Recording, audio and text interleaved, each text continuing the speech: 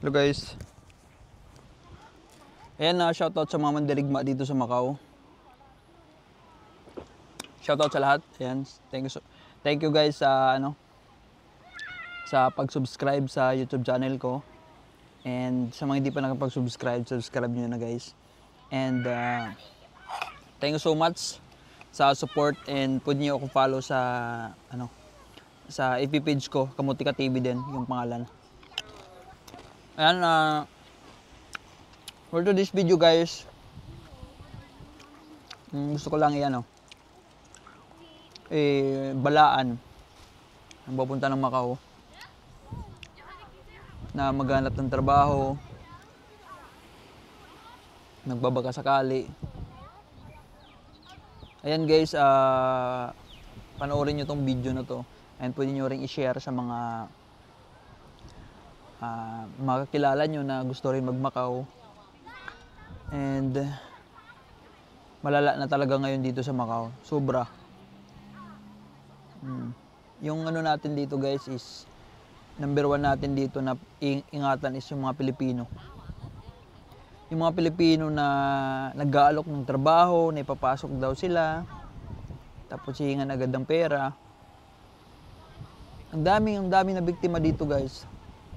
Ang daming complain, pero wala naman nangyari. Kaya ikaw yung nanonood ngayon, mag-ingat ka kung gusto mo pumunta ng Macau. Yung mga vlog ko, panoorin nyo guys para magkaroon kayo ng idea dito sa Macau. Kasi yung mga binablog ko is based yan sa true to life story yan dito sa Macau. Ganun. Ayaw ko naman na dumating yung panahon na magkaroon ka rin ng experience, magkaroon ka ng kwento, kasi ang hirap ng ganun na magkaroon ka ng experience, diba? Ang sakit nun. Ang sakit yung gusto ko yung ikaw lang yung nakikinig sa mga kwento nila. Gusto ko yung ganun. Ayaw ko yung masama ka sa ikaw din magkikwento, mag-share ka rin ng experience mo. Ayaw ko nang maranasan mo yun kasi ang hirap.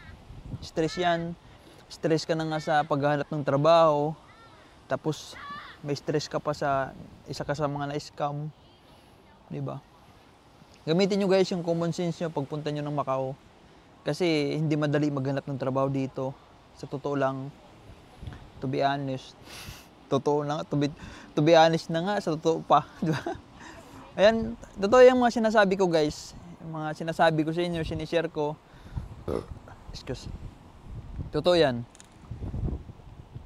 Kaya kayo nanonood, itatak nyo sa utak nyo na pagdating nyo sa Macau, wala dapat kayo pagkatiwalaan dito, lalo na pag yung mga nangangako na maghanap, bibigyan kayo ng trabaho. Yung gawin nyo lang is mag-apply kayo sa mga agency araw-araw, mag-online kayo,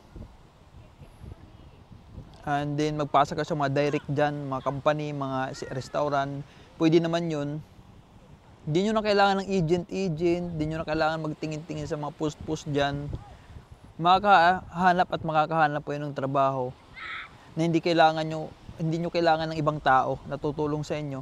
Pag ganun yung mindset nyo guys, na iisipin nyo lagi na kaya ko dito makipagsapalaran sa Macau, malilis yung gastos nyo, and then makakatipid kayo. Less gastos na, titipid pa, diba? Pares na yun. Ganun lang. Sipagan mo araw-araw kasi ang haba ng panahon mo para mag-apply, 2 months and 20 days, diba? Ang haba ng mga panahon mo para mag-apply, imposible na di ka makahanap. Diba? Huwag ka lang mag-focus sa mga agency. Sundin mo nga binibigay kong tips guys, kasi based yan sa experience ko dito sa Macau. Sinishare ko yung mga experience ko dito na baka makatulong sa inyo. And makakatulong talaga yun, di ba? Para may idea ka dito. Diba? Yung lagi kong nire-remind sa inyo na yung mga pupunta ng Macau, mag-cross country, magbabaka sakali dito, okay yung Macau. The best. Babaka sakali na mag-ingat kayo sa mga tao na Pilipino din. Pilipino ha? Siyempre meron din mga ibang lahi na pero mostly mga Pilipino dito talaga yung mga hindi mo dapat pagkatiwalaan, especially sa paghahanap ng trabaho. Sasabihin, papangakuan ka, magbigay ka lang ng ganito, bibigyan kita ng trabaho, ako na bahala sa'yo. Naku, mag-ingat ka sa mga ganung bagay. Pwede guys, Pwede ka mag-agree doon. Sabihin mo, okay, sige, pero hindi ako maglalabas ng pera, di ba? Pag nandyan na, bigyan mo muna ako ng trabaho, saka magbibigay. Dapat ganun ka lagi. Dapat hindi lagi pabor. Dapat laging pabor sa'yo, ganun. Yung ganun lagi, dapat hindi ka dapat maglalabas ng pera kasi yung pera mo nga is, di ba? Wala kang trabaho, bakit ka pa maglalabas ng pera? Ay, paano yung budget mo? Yung pang-budget mo na sana yun eh. Wag ka maglalabas ng pera dito, mga tryout, maglalabas ka ng pera. Dapat na ikaw babayaran yan eh. Ganun. Hindi ikaw yung magbabayad, ikaw yung babayaran. Ganun dito sa Macau dapat. Yun dapat talaga anuhin mo. Hindi yung ikaw magbabayad doon sa tao o doon sa company na pagta-tryoutan mo. Yung tryout is parang part-time yun. Titingnan ka kung kaya mo ba yung trabaho. Ganun. Pero sa totoo, sa mga legit na mga agency, wala nang tryout. Yung mga may tryout lang dito, yung mga sa bahay. Pag may magpa-tryout sa'yo, huwag ka papayag na hindi ka babayaran. Dapat babayaran ka niyan. Sasabihin ako, 1 week, pwede ka mag-tryout sa company, sa restaurant, tryout. Pero huwag ka papayag na hindi ka babayaran. Kasi sayang yung araw mo, hindi sana nag-a-apply ka yan sa ibang sa agency, nag-a-apply ka sana yung mga time na yan, pero nandun ka sa restaurant o ano man yun na lugar, o ano man yung company na yan na nagta-tryout tapos wala kang bayad. Naku, huwag ka pumayag sa ganun. Kasi nangyayari kasi dito guys, dito sa Macau, yung mga company, mauutak na rin dahil sa mga Pilipino. Yung ginagawa nila is magpapa-tryout. Tapos di babayaran, 2 weeks tryout. Huwag ka papayag ng ganun. Tryout pwede 2 araw, 1 araw pwede. Ganun. Pero yung 1 week, 2 weeks, huwag ka papayag. Tapos wala ka pang bayad. Ang kalokohan yan. Sinasayang mo lang yung araw mo, imbis na nag-a-apply ka, imbis na sana, baka nakapasok ka na nun sa isang company. Pero nandun ka nagta-tryout, so wala namang kakwenta-kwenta. Yung pala, hindi pala tryout yun. Kasi nga nag-day off nagbakasyon yung empleyado nila. Kunwari, magpapa-tryout sila, pero ikaw lang pala kapalit nun para pagdating ng totoong empleyado nila, di ba? Safety na sila. Yung mga nangyayari dito guys sa Macau, yung ganun yung ginagawa ng ibang mautak ng mga incheck, mga restaurant dito, hindi natin masabi, basta mga nababalitaan ko lang. Iwasan yung mga ganun na mga tactics. Dapat mautak kayo dito sa Macau. Kasi pag patanga-tanga ka dito, talagang marami kang may kukwento, marami kang may share na karanasan na hindi mo dapat maranasan yun. Diba? Kaya nga nagbibigay ako lagi sa inyo mga tips para ma-aware kayo, maiwasan nyo. Para sa inyo yun guys, yung ginagawa ko. Para sa inyo talaga yun, yung mga ginagawa ko. Wala naman akong kinikita dito eh. To be honest, wala akong kinikita. Para sa inyo yun, para alam nyo na. Kasi sa amin before, sa panahon ko dati nung nag-a-apply ako, pero ilang beses na rin naman ako nawalan ng trabaho. Ganun din, nag-a-apply. Pagkatapos mawalan ng trabaho, nag-a-apply. Ganun lang ginagawa ko, paulit-ulit lang dito sa Macau. Kasi ayaw ko rin naman pumunta sa ibang lugar. Ayaw ko mag-apply sa ibang place ba, ibang bansa naman. Parang yung sasabihin ko, ay, try ko naman sa ganitong lugar. Hindi ako nag-try. Dito lang talaga ako sa Macau. Kasi sa Macau guys, maganda dito. Halos di naman kakalayo yung mga sahod dun sa ibang bansa. Malayo nga lang. Dito kasi sa Macau guys, ang lapit lang sa Pilipinas, anytime pwede ka umuwi. Yun yung kagandahan dito sa Macau, malapit lang sa Pilipinas. Unlike, tapos mura pa pumasahe. Unlike sa ibang lugar, Canada o saan man yun, ang mahal pa masahe, ang layo pa ng biyahe. Diba? Dito ka na sa Macau, parehas lang. Kunti lang naman difference sa sahod. Yan. Yun nga lang dito sa Macau guys, lalo na ngayon, pahirap ng pahirap. Pahirap dahil sa Pilipino. Kaya kayo mag-iingat kayo dito, yung mga nagbabalak pumunta dito ng Macau, dapat mautak kayo. Dito sa Macau guys, marami sa akin nagtatanong, idol, makakahanap pa kami ng trabaho. Sabi ko hindi ko masasagot yun kasi hindi ako yung maghahanap ng trabaho, ikaw yung maghahanap. Kung sisipagan mo, makakahanap ka, kung gagawin mo yung the best mo, kung magiging positive ka lagi, magdadasal siyempre, makakahanap ka ng trabaho tapos hindi ka mahiyain, malakas yung loob mo. Pero kung wala kang mga ganun na mindset, huwag ka na pumunta ng Macau. Kung saan ka man ngayon, mag-stay ka na lang dyan. Diba? Kasi, pagsisisiyan mo lang. Diba? Kailangan pag pumunta ka ng Macau, malakas yung loob mo, makapal yung mukha mo, hindi ka mahiyain, diba? Makapal ng mukha mo, hindi ka pa mahiyain, diba? Dapat ganun ka. tapos positive, hindi ka dapat panghina ng loob, dapat handa yung sarili mo. Ganun dito sa Macau. Pero as long as andito ka and ma-field ka man sa una, bumalik ka pa rin, huwag kang uwi ng Pilipinas hanggat di mo nakakamit yung trabaho na gusto mo dito sa Macau. Makakahanap ka. Ang daming mga testimony. Wow.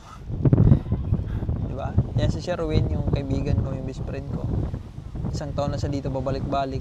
And then, sabi ko, huwag kang uwi sa Pilipinas hanggang di ka makakahanap trabaho. Kasi sayang yung nampisan mo, tapos hindi mo rin tutuloy. Sayang ginastos mo, sayang yung panahon. Diba? Yun yung gusto ko na dapat ituloy mo pa rin kahit ma-field ka. Kasi the more na na-field ka, is the more na natututo ka. Huwag kang matakot na ma-field. Kasi ganun talaga.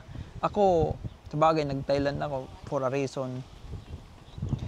And pagbalik ko dito sa Macau, talagang ginawa ko the best ko. Ganun naman, hindi lang dapat susuko.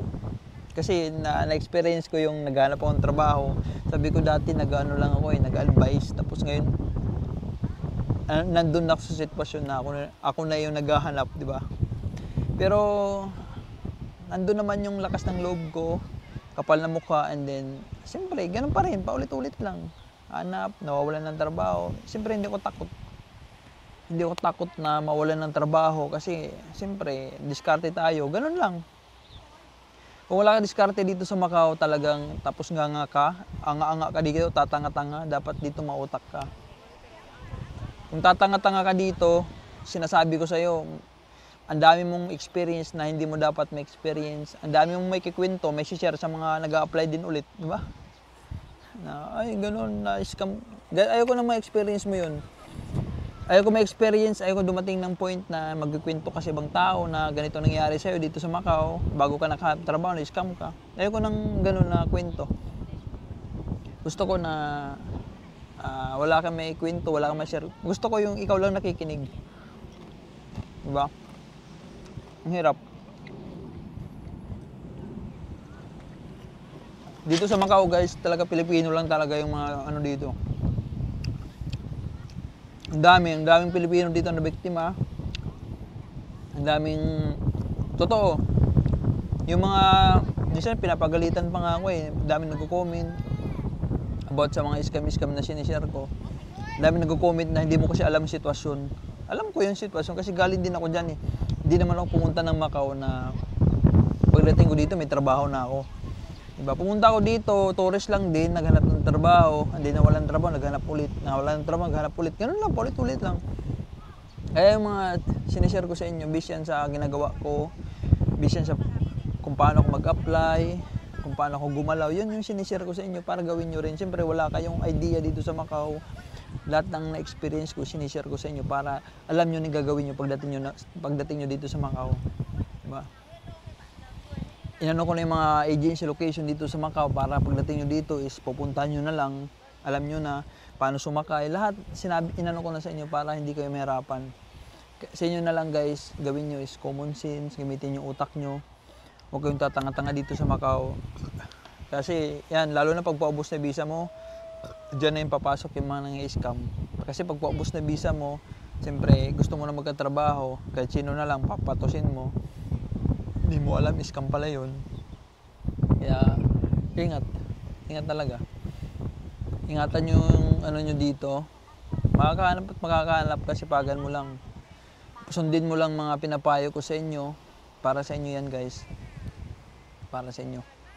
And yun nga. Yun, reminders lang sa vlog ko na to. Reminders ko lang sa inyo. And panoorin yung mga vlog ko guys para marami kayong matutunan about Macau. Ganun lang. And ingat lagi yan, huwag mawalan ng pag-asa and lagi magdasal. Ganun. Prayer lang. Kasi prayer is the most powerful sa lahat guys. Pag si Lord na yung nilapitan mo, hindi naman tatanggihan eh. Bibigay sa iyo yung gusto mo in a perfect time. Huwag ka lang mawalan ng pag-asa. Yun lang guys, thank you so much and sana may natutunan kayo sa vlog ko na to and I love you all.